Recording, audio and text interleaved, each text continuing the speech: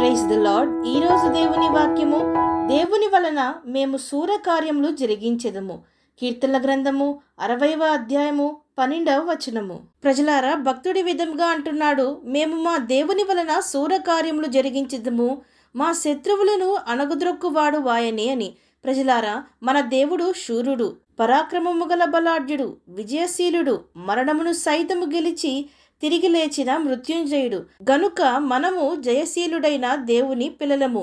మరి ప్రజలారా, మన జీవితంలో జయము చూడాలన్నా, విజయము సాధించాలన్నా, కార్యములు సఫలము చేయబడాలన్నా, అపవాదిపైన జయము పొందుకోవాలన్నా, శరీరేచ్ఛలపైన జయము పొందాలన్నా, శత్రువులపైన జయము పొందుకోవాలన్నా, వారి యొక్క పన్నాగములపైన కుట్రలపైన మనము విజయము సాధించాలన్నా కేవలము దేవుని వల్లనే మనము చేయగలము.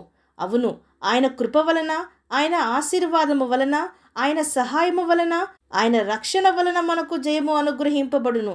మనము ఎన్ని ప్రయత్నములు చేసినా, ఎంతగా కష్టపడినా, ఎంతగా పోరాడినా దేవుని కృప మనకు తోడు లేకపోతే, ఆయన సన్నిధి మనకు తోడు లేకపోతే, ఆయన దక్షిణ హస్తము మనకు తోడుగా లేకపోతే మనము వేటిని జయించలేము. ప్రజలారా, ఆనాడు పేతురు రాత్రంతా ప్రయాసపడినా చేపలు వలలో పడలేదు. వారు విసిగిపోయిరి.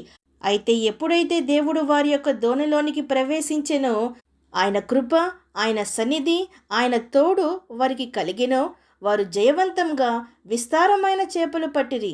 అలాగుననే ముందు చూచితే ఎర్ర సముద్రము, వెనక చూచితే ఫరో సైన్యము తరుముతుంటే, వారు అనగా ఇజ్రాయేలీలు ఏలాగున తప్పింపబడుదుము, రక్షింపబడుదుము అని భయపడుచున్నప్పుడు మోషే వారితో ఇట్లనెను, భయపడకుడి, దేవుడైన యెహోవా మీకు నేడు కలుగుజేయు రక్షణను మీరు ఊరక నిలుచుండి చూడుడి అని చెప్పెను.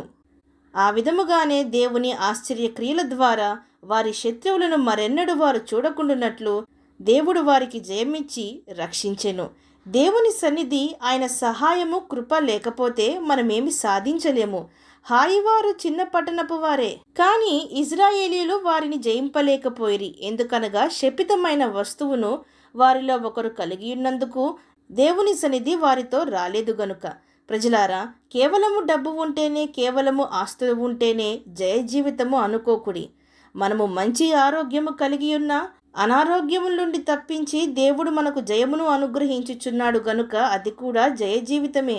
ఏ ఒక్కరి దగ్గర చేయి చాపక దేవుడు ఇచ్చినవి ఇంకను సరిపోయి మిగులుతున్నవి గనుక, ఏలేమి ఏ కొరత లేదు గనుక అది కూడా జయ జీవితమే.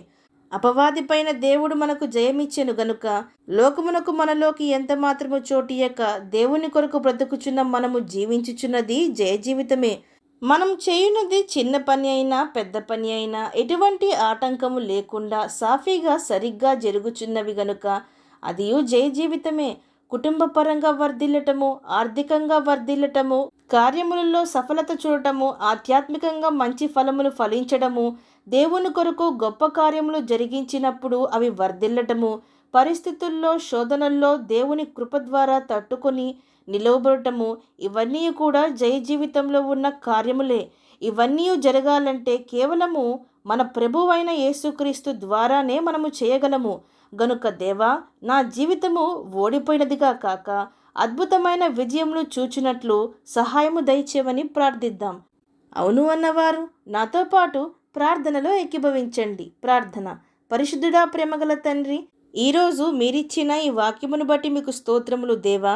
ఎన్నికలేని, ఓడిపోయిన, తృణీకరింపబడిన మా జీవితంలోని ఎన్నుకొని వర్ధిల్లింపజేసి మార్చి విజయము అనుగ్రహించి మా జీవితంలో జయమునిచ్చి కృపను, శక్తిని, ఆశీర్వాదమును, సహాయమును అనుగ్రహించిన దేవా, మీకు లెక్కించలేని స్తుతులు, స్తోత్రములు తండ్రి. మా శక్తి, మా బలము చేత మేమేమీ చేయలేమని ఎరిగి కేవలము మీ ఆత్మ ద్వారానే మేము కార్యములు తలపెట్టి ఎవరూ ఊహించలేనన్ని గొప్ప కార్యములు మా జీవితంలో మేము చూచుదుము అని విశ్వసించుటకు మా ప్రతి ఒక్కరికి సహాయము దయచేయమని ప్రార్థిస్తూ సమస్త మహిమాగాంతలు మీకే చెల్లిస్తూ ప్రభువైన యేసుక్రీస్తు నామం పేరట అడిగి వేడుకొంచున్నాం పరమ తండ్రి. ఆమేన్.